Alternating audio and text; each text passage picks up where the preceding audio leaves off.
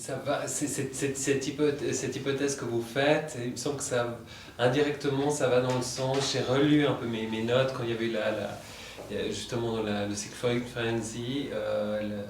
Serge Cotet, Feu, c'est encore un décédé, Feu Serge Cotet, tout le monde est décédé dans ce cycle Freud. Faisons attention. On prend des vitamines, on fait ça arrive. Ça peut nous arriver. 12 ans plus tard. Et pour l'interprétation que donc Serge Cotet parlait de la confusion des langues entre l'adulte et l'enfant, avec un de ses derniers textes de Ferenczi, et il considérait, il essayait de montrer en quoi cette construction clinique autour du traumatisme, autour de l'analyse mutuelle, était liée un peu à la névrose de Ferenczi. Qu'est-ce qui est lié à la névrose de Ferenczi? Il essayait de montrer, Serge Cotet, que les théorisations de Ferenczi étaient liées à sa propre névrose. À savoir, il parlait de, voilà, dans la théorie, pour Serge Cotet, Ferenczi parlait d'une fiction de la transparence de l'autre, la fiabilité complète de l'autre, l'analyse c'est pour réparer le traumatisme, et puis il mettrait en parallèle le fait que Ferenczi appartenait à une famille de 8 enfants, qui demandait énormément d'attention à sa mère, enfin c'est un peu la théorisation qu'il faisait. Donc il y a quelque chose autour de réparer le traumatisme qui me semble va tout à fait en miroir avec cette idée de peur de la rupture, de la coupure. Enfin, c'était son interprétation de Ferenczi. Et ça aurait donc favorisé cette demande d'analyse finalement. Ça a rendu la chose un peu chaude. J'avais une question pour vous deux par rapport à la rupture avec eux. Est-ce que l'affaire, l'analyse, le traitement, je ne sais pas si on peut appeler ça une analyse, le rapport entre Jung et Sabrina Spielrein, qui est hospitalisée là, et qui va raconter à Freud ce qui arrive, et les reproches que Freud, reproche on peut dire, n'est-ce pas, parce que c'est une espèce de supervision, si on peut dire, mais une supervision articulée autour de « vous ne devriez pas ». Oui, mais il est quand même, en même temps, il dit, bon, ça nous arrive à tous, c'est pas oui, si c'est grave. ça. Et puis, les femmes s'y entendent bien à exciter leur analyse. Non, mais ma question, non, on pourrait peut-être dire ça maintenant, on serait en prison. Non, ma question était de savoir si ça avait joué un rôle dans la rupture entre les deux ou pas du tout. Je ne sais pas. Non, à cette époque, non, parce que ça c'était très au début de la relation. Oui, par contre, Freud n'a jamais oublié ça. Et je pense que ça va jouer un rôle entre Freud et Ferenczi, cette affaire, lorsque Ferenczi se laissera embrasser par ses patients. Et là, Freud ne va pas supporter, mais ça, on en parlera plus tard. C'est pour ça que je me disais qu'au fond, parce que Ferenczi est aussi dans cette espèce d'ambiguïté. Ça va presque jouer un rôle dans la rupture. Dans la rupture, non, mais dans le conflit Freud-Ferenczi. Curieusement, cette histoire de Spielrein. Mais on va discuter de ça dans 2 mois. On va parler de Spielrein. Ok. Volontiers. Merci. Un petit peu de blanc. Le temps attend. Peut-être, vous êtes d'accord, je vous lise juste la réponse de Freud à la lettre de Ferenczi où il dit vous avez raison de vous enfermer, de nous laisser, etc. Freud n'est pas content. Il lui dit votre lettre ne m'a pas entièrement satisfaite. Je pense que vous surestimez l'importance de Jung dans ma vie affective, tout comme lui-même. Je ne sais rien d'un changement de cap avec mes amis. Je vous accorde ceci. Une fois de plus, j'ai fait l'expérience qu'il était trop tôt pour se retirer et se débarrasser du travail sur d'autres. Donc de transmettre à d'autres collaborateurs le soin de continuer à faire la psychanalyse, à théoriser. Et il est probable que je ne ferai plus de nouvelles tentatives dans ce sens. Et il devient méchant. Il dit « Quant à notre rencontre de cette année, je ne l'ai pas sacrifié au bien-être, mais à un nouveau travail pour lequel la compagnie me serait importune. De plus, il ne m'est pas facile de travailler justement avec vous.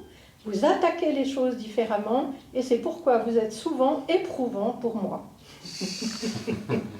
Bon, le 22 juillet 1914, à quoi le 23 juillet, c'est-à-dire le lendemain, Ferenczi répond « Cher monsieur le professeur, aussitôt après avoir envoyé la lettre à laquelle vous avez répondu si promptement, j'ai eu moi-même des doutes sur la justesse de mon jugement quant à votre vie affective. J'ai trouvé plusieurs signes qui parlaient en faveur du fait que mon jugement sur ce point pourrait être fortement perturbé par des facteurs subjectifs. J'admets que je pourrais avoir surestimé l'importance de Jung dans votre vie. Je ne suis pas très fière de ce symptôme d'identification inconsciente à Jung. Par ailleurs, jamais mon jugement ne sera influencé par le complexe paternel inconscient, au point de m'éloigner de la terre ferme de la psychanalyse, ne serait-ce que d'un pas. Que j'attaque les choses différemment de vous et que vous ne puissiez pas suivre mes projets de travail, je le sais depuis longtemps. C'est la deuxième source dont découle mon incapacité au travail. Ça, c'est très important. C'est important, hein. Il est inhibé. Merci beaucoup. La vie de Freud l'inhibe.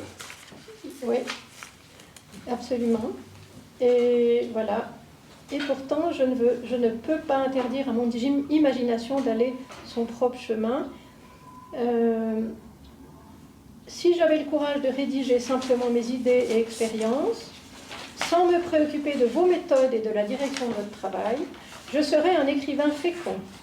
Et finalement, d'innombrables points de rencontre apparaîtraient quand même entre mes résultats et les vôtres. Voilà. Jusqu'à présent, du moins, ce fut toujours le cas. J'ai retrouvé dans vos travaux nombre de mes propres idées. C'est pas mal. C'est très ambivalent. Hein. Oui. C'est très important Il est quand même au clair. Hein. Parce qu'on entre là un peu dans une question qui serait les symptômes de Ferenczi. La question de l'inhibition au travail, la relation aussi à l'autorité, mais une autre, ça veut dire, je pense que la demande d'analyse de Ferenczi, il y a eu plusieurs raisons, il n'y a pas eu une seule raison, n'est-ce pas? La question principale, c'est pourquoi ce moment-là, en 1912, décembre 1912 Et pourquoi pas plus tôt? Exactement, pourquoi pas plus tôt, pourquoi pas plus tard, mais à ce moment-là, je pense que c'était lié à cette confusion de rôle avec Elma, Gisela et Freud, ce quatuor qui a été formé, où tout le monde était embourbé dans cette histoire, et que Ferenczi a perdu l'espoir. Et il y a toute une série de symptômes qui ont surgi, dont un aspect dépressif, presque mélancolique. Il y a une lettre autoanalytique. Il parle de cela, de ce moment, de ces moments à Freud avant oui, il parle de ces symptômes. Ah oui. Oui, il en parle beaucoup. Ah oui. Il en parle beaucoup. Et il était mécontent de lui et il voyait l'avenir sous un jour sombre. Il disait dans ces termes-là. Voilà, donc on approche, on est en juillet, l'analyse aura lieu en octobre. Ferenczi va dire à Freud je viens, mais il repousse sa venue, il rate même un train, quand même, il faut bien le dire. On sent qu'il a peur, qu'il a la trouille, qu'il est hésitant, qu'il n'a pas envie. Et dans la lettre du 2 septembre, il dit « J'annule provisoirement ma visite ». Je me suis honnêtement interrogée là-dessus et je me sais libre de toute mauvaise intention. Cependant, je n'aurais pas dû me contenter de la carte parce qu'il y a eu un malentendu entre eux. La dernière échappatoire que j'ai trouvée pour sortir du marasme, c'est une tentative d'auto-analyse. Ce travail-là, je peux au moins le commencer.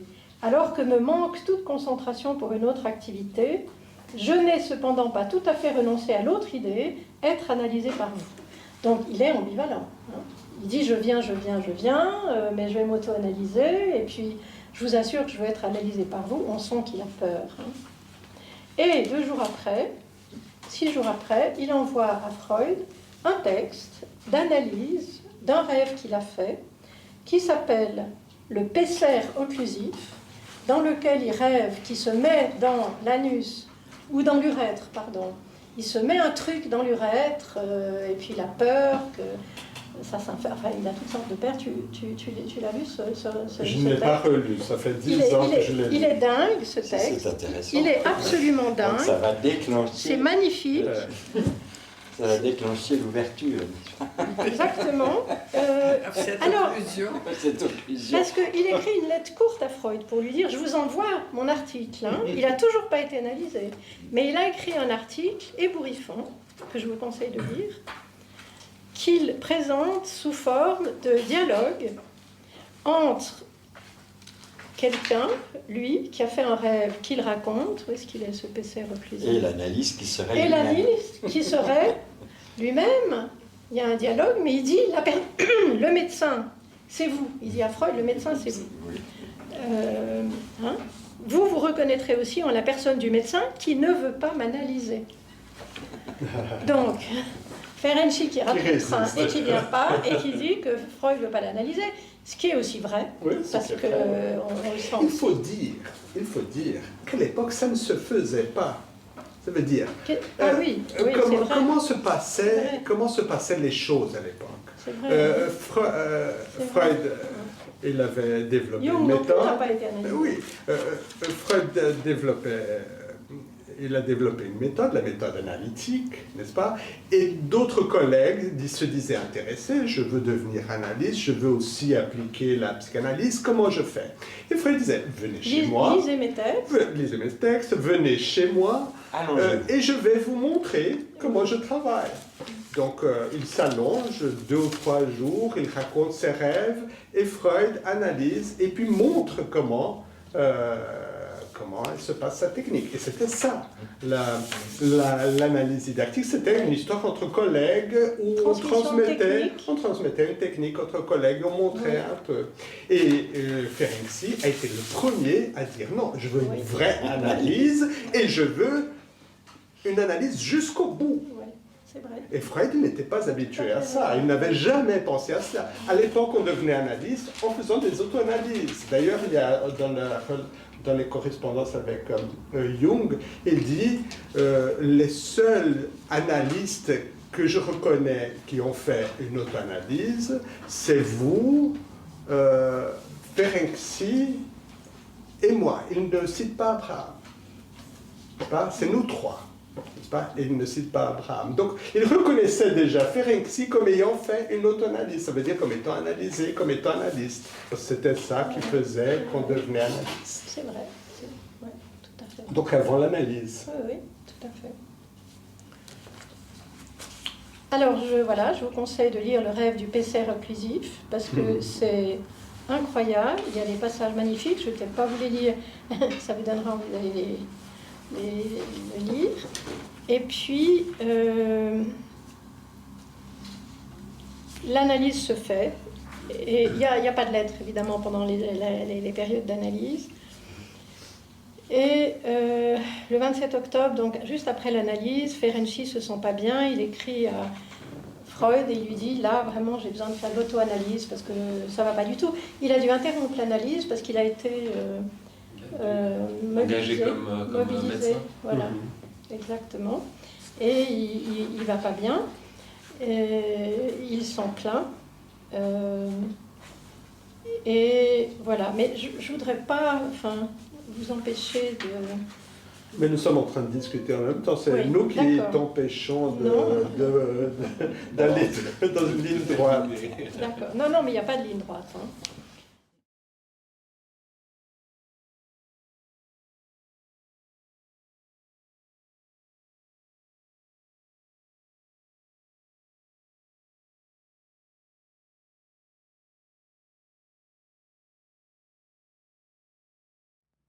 Budapest, le 7 juillet 1913. Cher monsieur le professeur, je viens de remplir mon stylo à sec et j'ai posé tout de suite 2 feuilles de papier à lettres à portée de la main car j'avais l'impression d'avoir beaucoup à écrire. Le motif en est assez triste. Aujourd'hui, c'est mon 40e anniversaire. Cette date semble avoir activé en moi pas mal de choses et l'affecte à surmonter l'inhibition à écrire, que vous avez certainement déjà remarqué et qui m'a si longtemps empêché de parler de moi-même. À Vienne, lors de nos rencontres, il en va pour moi comme pour les gens en analyse, rien ne me vient à l'esprit. Habituellement, à Vienne, je me sens de très bonne humeur. La grande affaire qui nous occupe scientifiquement me captive entièrement, et quand vous me dites quelques paroles apaisantes en réponse à mes communications personnelles, je me sens tout à fait en accord et je suis heureux de revenir à nos thèmes scientifiques. Ensuite, ici à la maison, j'éprouve ce sentiment d'incomplétude, pour parler français avec Jung et Janet. Ce sentiment, comme si nous aurions dû quand même parler beaucoup plus de moi. J'étais tout à fait sincère quand je vous ai dit que je me réjouissais de voir l'histoire avec Elma réglée sans moi. Et cependant, cela m'a infiniment attristé quand j'ai entendu dire, après mon retour de Vienne, que le mariage avec cet Américain allait vraiment se réaliser. Puis, lorsque le dernier jour avant le départ du jeune homme, Elma ne lui a quand même pas dit oui, certes pas seulement par considération pour moi, sur qui elle ne compte pratiquement plus, mais un peu blessée par quelques déclarations de l'Américain, et qu'une fois de plus, la voie était donc libre pour moi. Tous les vieux scrupules me sont revenus et une peur intérieure de l'avenir me retient de tout rapprochement. Oui, j'ai trouvé Elma moins désirable, exactement comme à l'époque où elle me paraissait inaccessible. Cette étrange condition à l'amour est certainement névrotique. En même temps, Madame Gisela plaide inlassablement la cause d'Elma auprès de moi. Elle y voit la seule solution possible et, comme elle dit, favorable pour nous tous. Elle prétend qu'Elma m'aime comme avant, mais moi je suis devenu sceptique quant à sa capacité d'aimer. Maintenant, comme avant, et cette pensée m'écarte chaque fois d'elle, quand en imagination je prends des dispositions pour m'en rapprocher. Toutes ces luttes se déroulent silencieusement en moi, mais elles m'inhibent dans mon activité et m'empêchent de travailler. Certes, les idées m'en viennent, même si ce n'est pas très souvent, mais il me manque la force de les mettre en exécution. J'ai dit aujourd'hui en plaisantant qu'enfin je me sentais âgé de 24 ans à peu près, c'est-à-dire majeur, et je n'exagérais pas. Je ne puis rien découvrir en moi de la pondération et du calme d'un quadragénaire. Cette semaine, enfin, quelques patients sont partis et j'ai donc moins à faire. Les 2 séances avec Jones se passent agréablement. Il n'est pas seulement bon et sensible, c'est aussi un homme très intelligent, dont la compagnie suscite en vous des pensées de qualité. Nous avons maintenant des séances plus calmes.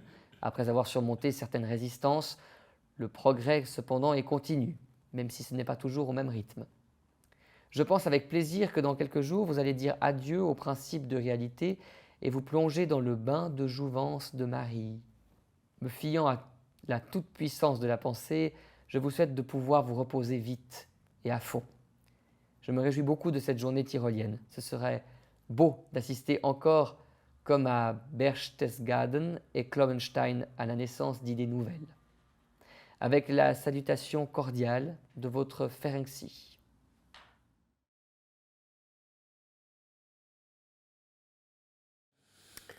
Lettre 409, Vienne, le 19 juillet 1913.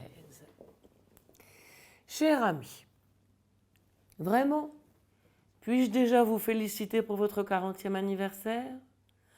Votre lettre mélancolique m'a beaucoup ému.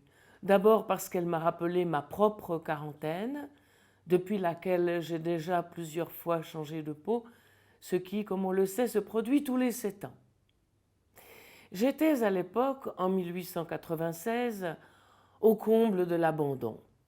J'avais perdu tous mes vieux amis et ne m'en étais pas encore fait de nouveaux. Personne ne se souciait de moi et seul un peu de défi et le début de l'interprétation des rêves me tenaient debout. Maintenant, si je jette un regard sur vous, je dois vous proclamer à bien des égards plus heureux, même si les vœux de bonheur n'ont pas pu mieux se faire entendre. Vous êtes là, sûr de la direction à prendre, la voie libre devant vous, hautement appréciée par un cercle d'amis choisis, exceptionnels, dont vous êtes certainement destiné à devenir le guide spirituel. Il y a une chose que vous n'avez pas et qu'à l'époque j'étais déjà assuré de posséder. Et je sais, ce qui manque le plus cruellement et qu'on apprécie le plus, c'est ce qu'on n'a pas pu atteindre. Pour votre 40e anniversaire, je peux abandonner ma réserve et vous avouer que la seule raison pour laquelle je ne vous ai pas énergiquement déconseillé, Elma, était ma crainte que vous ne vouliez alors, selon des modèles névrotiques, passer quand même à la réalisation. Que voulez-vous faire maintenant? Pour chacun de nous, le destin prend la forme d'une ou de plusieurs femmes, et votre destin a quelques traits précieux bien rares. Vous savez, j'ai décommandé les Emden cette année, si aimables que soit leur compagnie, pour vivre quelques semaines à Marienbad, libérée de l'analyse. Ma relation la plus proche sera ma plus jeune fille, qui se développe maintenant de façon si réjouissante. Vous savez, vous avez certainement deviné depuis longtemps cette condition subjective du choix du coffret.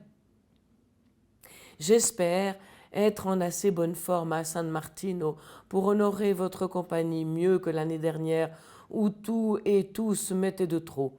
Abraham veut nous rendre visite à la fin août et probablement venir à Munich avec nous. Je ne sais pas encore si je peux encourager votre espoir que je puisse vous communiquer quelque chose de nouveau. Les bonnes choses viennent vraiment chez moi selon une périodicité de 7 ans. En 1891, j'ai commencé avec l'aphasie.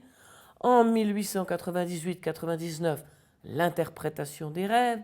En 1904-1905, le mot d'esprit et la théorie sexuelle. En 1911-1912, mon affaire du totem. Je suis donc probablement en période de déclin et je ne peux compter sur quelque chose de plus important avant 1918-1919, si la chaîne ne se rompt pas avant. Ce que vous écrivez sur Jones me réjouit beaucoup. Je partage maintenant beaucoup moins la culpabilité dans l'issue du procès avec sa femme, depuis que je la vois s'épanouir ainsi dans la liberté. Je me suis extraordinairement attachée à cette Loé et j'ai développé auprès d'elle un sentiment très chaleureux, avec une complète inhibition sexuelle, comme rarement auparavant, probablement grâce à l'âge. Malheureusement, cet enfant aussi me donne de gros soucis auxquels vous ne devez pas encore laisser participer. Ernst Jones, le gonflement de ses pieds n'a cessé, de sorte que je suis finalement résolue à appeler le docteur Kaufmann, que depuis sa remarquable performance auprès de Sophie, j'apprécie tout particulièrement. Il a diagnostiqué des thromboses veineuses profondes qui auraient facilement pu devenir fatales. Il estime que le danger est maintenant passé, mais il interdit cependant résolument qu'elle entreprenne quoi que ce soit d'éprouvant avant la fin juillet. Le voyage à Budapest devra donc être annulé, celui pour l'Angleterre remis à plus tard. Jones ne doit encore rien en savoir. Ce que je comprends de cet échantillon de médecine interne, c'est que tout cela n'est pas très rassurant. Elle prend les choses avec sérénité et légèreté. Aussi, je ne veux pas la rendre trop anxieuse. Martin a bien réussi son 3e examen d'État, avec le mémoire correspondant. Il n'a plus qu'un petit mémoire à fournir et il pourra, vers la fin octobre-novembre, être reçu docteur. Les garçons ont été tous les 3 particulièrement appliqués et convenables cette année.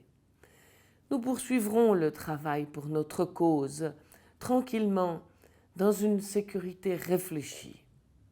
Ce sentiment que les enfants sont établis, ce dont pour vivre ou mourir un père juif a un besoin pressant, je voulais le devoir à Jung. Je suis heureux maintenant que ce soit vous et les amis qui me le donniez. Avec mes cordiaux vœux de bonheur pour les prochains 2/3 de votre existence individuelle, votre amicalement dévoué Freud.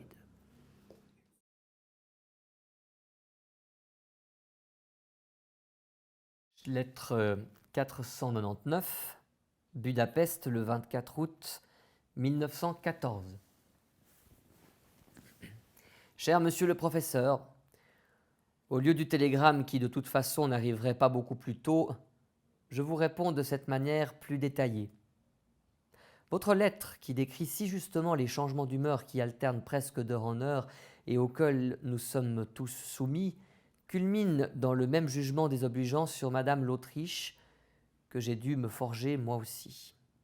En guise d'exemple de conformité aux règles des processus psychiques, je peux vous dire qu'en ce qui me concerne, mon penchant libidinal pour la personnalité susmentionnée, qui était apparu au moment des nouvelles plus favorables, s'est de la même façon transformé en son contraire. En même temps, un peu de libido est dans une certaine mesure devenu disponible pour nos efforts scientifiques. J'ai moi aussi fait quantité de lapsus à répétition, que j'ai interprété en plaisantant comme une paralysie débutante à la manière de l'hypocondriaque qui a appris la médecine. Récemment, je vous écrivais que mon désarroi et mon incapacité à travailler étaient accentués, mais non créés par la situation de crise. Votre incitation à venir à Vienne et à me mettre hors du temps à cette occasion, comme l'inconscient, voilà comment j'aimerais en profiter. Ce que je préférerais, ce serait aller à Vienne pour 4 semaines environ et faire avec vous des séances d'analyse dans les règles. Je dispose de l'argent nécessaire, je l'avais retiré de la banque pour le voyage projeté en Angleterre avant le moratoire. Je vous promets de faire tout mon possible afin d'atténuer les difficultés pour lesquelles vous refusez d'analyser Tausk. Si cela se passait en partie autrement, ce ne serait que du matériel pour la suite de l'analyse, où vous devriez procéder avec toute la sévérité nécessaire. Vous le savez bien, je souffre du souvenir du bon père. Peut-être le mauvais me délira-t-il la langue. J'attends votre réponse par télégramme. Cordialement, votre Ferenczi.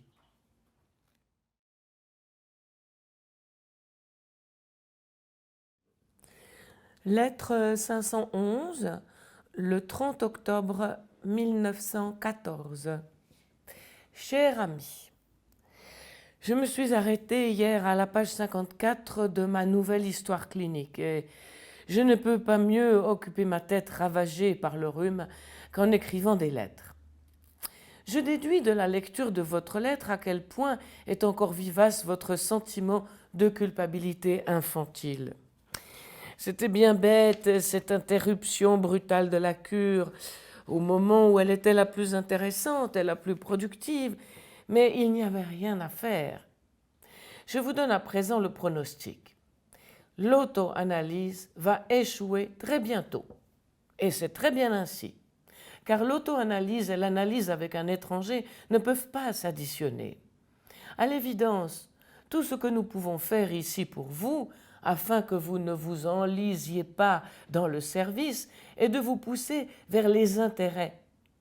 Je vous ai fait envoyer par Rank quelques nouvelles parutions dont vous voudrez bien avoir l'obligeance de rendre compte pour la Zeitschrift en tant que rédacteur, et qui sont d'ailleurs intéressantes en elles-mêmes. Binswanger mérite une attention particulière et Pfister s'est soudain montré capable de voir Adler sous l'éclairage que j'ai projeté sur lui. Il ne fait d'ailleurs rien d'autre que de délayer quelques-unes de mes remarques.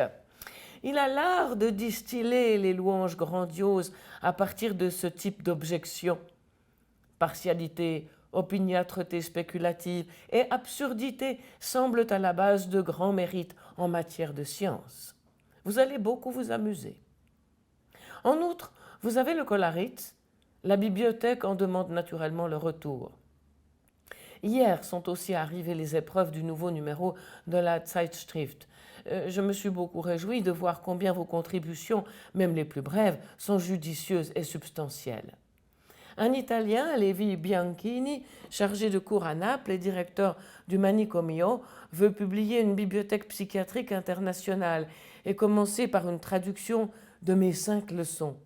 Il offre aussi un échange de journaux. Accepté. En ce qui concerne mes travaux, je vous enverrai ce qui est transportable. Les épreuves de la théorie sexuelle dès qu'elles arriveront, le texte de la nouvelle histoire clinique, si je peux avoir une copie dactylographiée. Si la liaison ferroviaire était humaine, je pourrais vous rendre visite un dimanche. Vederemo. Tous vous saluent cordialement. Votre Freud.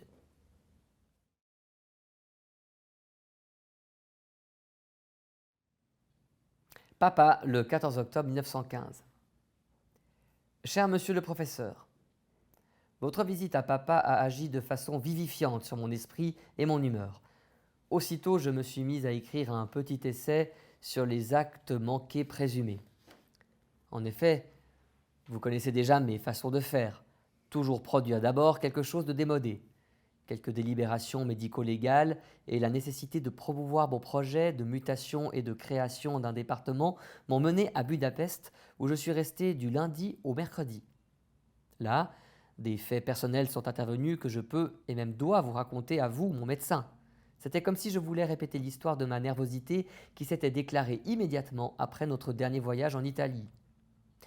Les motifs pour la maladie d'alors, je suis allé les chercher, un, à Vienne, où nous avons passé quelques jours à cause de la maladie de votre Mathilde. J'ai sauté sur cette occasion pour m'offrir la possibilité d'une infection syphilitique.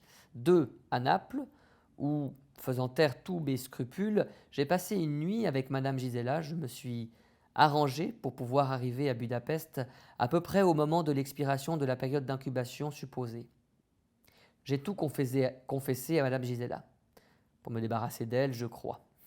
Elle a été pour moi d'une bonté sans limite. J'étais de nouveau lié, mais devais en tomber malade. Toute cette affaire était la réaction à l'histoire d'Elma.